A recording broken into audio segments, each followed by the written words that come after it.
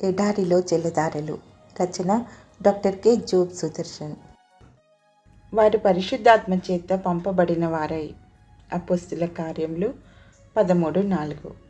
బర్నబా పౌలులను సువార్త పనికి పంపడంలో అంత్యోకయ సంఘం పాత్ర నిమిత్త మాత్రమేనని లూకా నొక్కి ఒక్కానిస్తున్నాడు.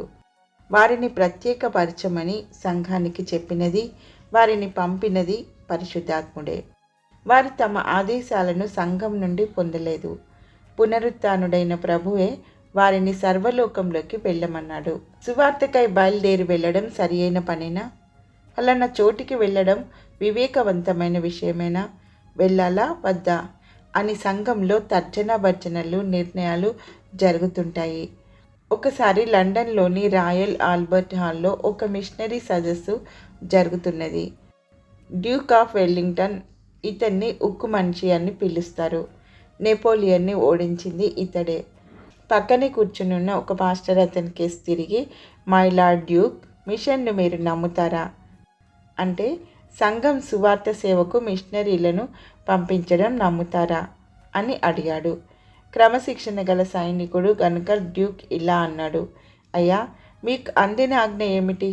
సర్వలోకానికి వెళ్ళమని బైబిల్లో ప్రభు ఆజ్ఞ ఇచ్చాడుగా జవాబిచ్చాడు పాస్టర్ గారు. అయితే దాని విషయంలో ఎవరికి తమ వంటూ ఏ అభిప్రాయాలు ఉండనవసరం లేదు. అది మన నిర్ణయం కాదు.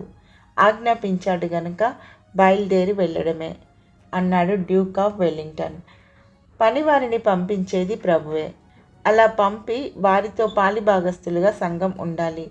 మబ్బు కానీ పొగ మంచు కానీ లేని రోజున సెలూకయ తీరం వద్ద నిలబడి చూస్తే కూప్రా ద్వీపం ఉత్తర కొనలోని పర్వతాలు మసకగా కనిపిస్తుంటాయి. ఓడలో ఆ ప్రయాణం ఒక రోజులోపే.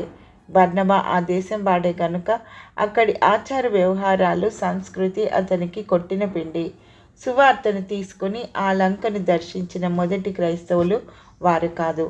యెరూషలేము నుండి చెదిరిపోయిన క్రైస్తవులు అక్కడ ఎప్పుడో సువార్త ప్రకటించారని లూకా రాశాడు 11:19.